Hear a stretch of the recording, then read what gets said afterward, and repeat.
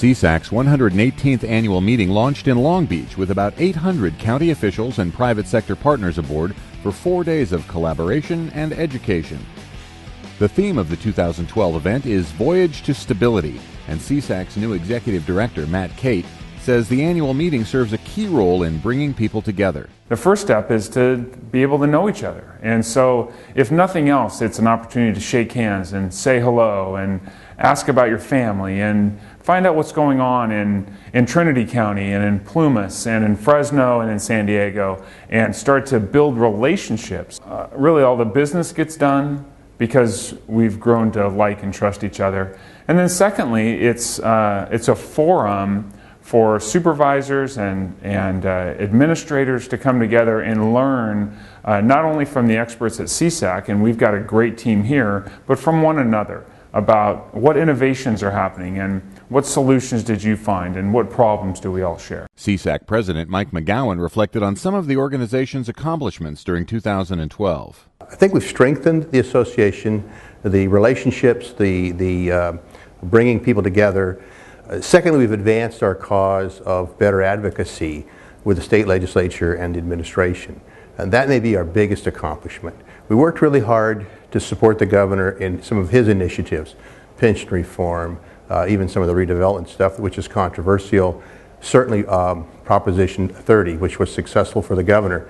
You know, that included some constitutional guarantees for us for the AB 109 realignment funds. That was very important. But even more important than just the funding guarantee, that collaborative relationship now with the governor's office is critically important for our future success. And so what I'd say for the future is, you know, pour on the coal. We're coming at you. We're going to improve the status of counties in the halls of Congress, improve our status at the state legislature and with the governor's office. One of the opening day highlights at the annual meeting was a presentation by leadership expert Simon Sinek, who redefined some common misperceptions about what makes a leader. Leadership is not a role or a rank, it is a responsibility.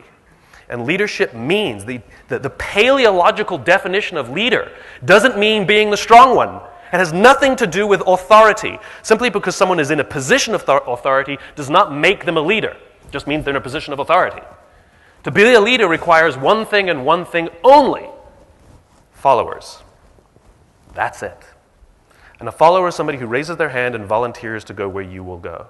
A follower is somebody who chooses to go in the direction that the leader points and is willing to sacrifice and give to see that that leader's vision is built. Those with the capacity to inspire, even corporations, Apple Computers, Southwest Airlines, those with the ability that make us want to follow them, to do things for them, to put all of our partisan nonsense aside because we believe in whatever they're telling us.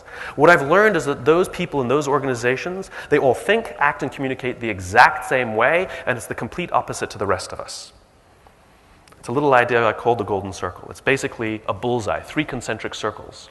In the middle is why. In the center ring is how, and the outside ring is what. Why, how, what. And it's this little idea that distinguishes those with the capacity to inspire versus everybody else. And for this little idea to work, you have to have 3 things. 1, you have to have clarity of why. If you don't know why you exist, how will anyone else? 2, you have to have discipline of how. We have to hold ourselves and our people accountable to our own guiding principles and our own values. And thirdly, we have to be consistent in what we do. Everything we say and everything we do has to prove what we believe. We live in the tangible world, and at the end of the day, people won't know what we believe unless we say and do the things we actually believe. This is the concept behind authenticity. And he really did encapsulate for me what it's really about. And you know, he did a little poll where he asked people to raise their hand if they were a Democrat or Republican, and then, of course, it was, I don't know, maybe 50-50 split. And then he asked who all was from California, and of course, everybody raises their hand. And his observation was, which I think is very apt, is that, well, we all have something in common. We have more in common, really, than we have that separates us. And finding those points of commonality and then working towards the common goals for counties is what has made us successful and will make us even more successful as we hone in on that in these next years to come. Also at the annual conference, the CSAC Institute continued its sessions for newly elected supervisors, and numerous policy committee meetings and workshops were held. At the CSAC 2012 annual meeting, I'm Greg Fishman.